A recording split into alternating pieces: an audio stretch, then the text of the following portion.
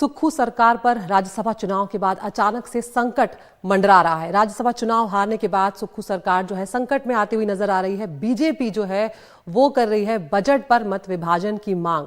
राज्यपाल से बीजेपी ने आज ही मत विभाजन की मांग की है। मिले हैं बीजेपी के नेता राज्यपाल से और उन्होंने कहा है कि आज ही मत विभाजन जो है वो करवाया जाए। फिलहाल जो है वो विधानसभा का सत्र चल रहा है और ऐसे में बीजेपी ने राज्यपाल से स्पीकर की शिकायत की है। यहाँ पर विधायकों को नोटिस देने, सस्पेंड करने की आशंका जो है वो बीजेपी ने जाहिर की है राज्यपाल से मुलाकात करने के बाद। राज्यपाल ने स्पीकर कुलदीप पठानिया को तलब भी किया है।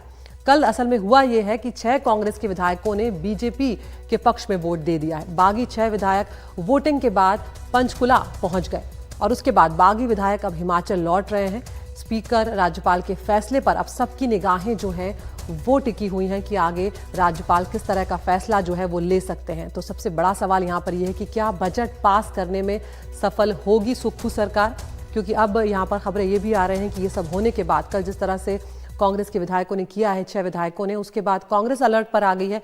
डीके शिव कुमार, भूपेंद्र हुड्डा को जिम्मेदारी जो है वो यहाँ पर दी गई है और पर्यवेक्षक दोनों को बनाया गया है इस पूरी स्थिति को या जो संकट गहराया है उसको संभालने के लिए। तो आपको एक बार यहाँ पर विधानसभा की हिमाचल में दलगत स्थिति क्या है वो यहाँ पर आपको हम बताते चलते हैं। तो कुल जो सीटें हैं हिमाचल प्रदेश में वो हैं 68 सीटें।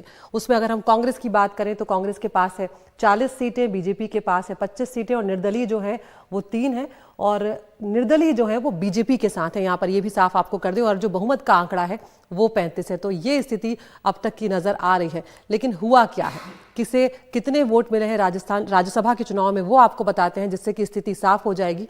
तो कुल 68 वोट थे, कांग्रेस के पक्ष में 34 गए हैं, बीजेपी को भी 34 वोट मिले हैं। जबकि अभी हमने आपको दिखाया कि क्या स्थिति थी वहां पर विधानसभा में। वहां पर कांग्रेस के पास 40 विधायक थे, बीजेपी के पास 25 थे। लेकिन कल जब राज्यसभा चुनाव के लिए वोटिंग हुई है तो बीजेपी और कांग्रेस दोनों को 34-34 वोट मिले हैं और उसके बाद टॉस के जरिए बीजेपी के पक्ष में जो है वो फैसला सुनाया गया और इसीलिए ये संकट जो है हिमाचल सरकार पर अब गहरा गया है। तो बगावत जो हुई है उसके बाद क्या स्थिति है और वो भी आपको ग्राफिक्स के जरिए हम दिखाते हैं।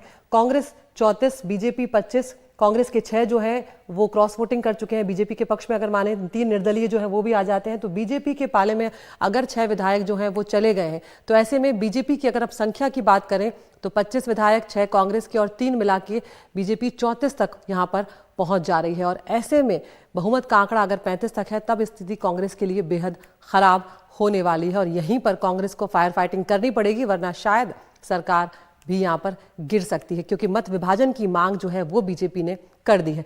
अब अगर कांग्रेस 6 बागियों को निकाल देती है, ऐसी स्थिति में क्या होगा, क्योंकि यहाँ पर तकनीकी पहलू जो है वो भी सामने आते हैं। तो वर्तमान स्थिति के हिसाब से 68 सीटों के हिसाब से बहुमत का आंकड़ा जो है वो 35 होता है। 6 बागी अगर कांग्रेस अपने निकाल देती है जिन्होंने राज्यसभा चुनाव में बीजेपी के पक्ष में मत दिया है तो 62 के बाद बहुमत का आंकड़ा जो है वो 32 हो जाएगा। अब राज्यसभा चुनाव में 34 एमएलए कांग्रेस के साथ रहे हैं तो उस हिसाब से कांग्रेस जो है वो यहाँ पर सेफ है, बच जाएगी। अगर बागियों जो 6 बागी हैं उन्हें निकाल दिया जाता है तो सुक्खू सरकार बच जाएगी। लेकिन अगर बागियों ने वोट कर दिया है उनको तो फिर टाई की स्थिति हो जाएगी। तब जो है स्थिति बीजेपी का पलड़ा यहाँ पर बागी हो जो भारी है वो होता हुआ नजर आ रहा है। तो हम देख रहे हैं कि किस तरह से जो 35 है वो बहुमत का आंकड़ा है, 68 कुल सीटें हैं यहाँ पर।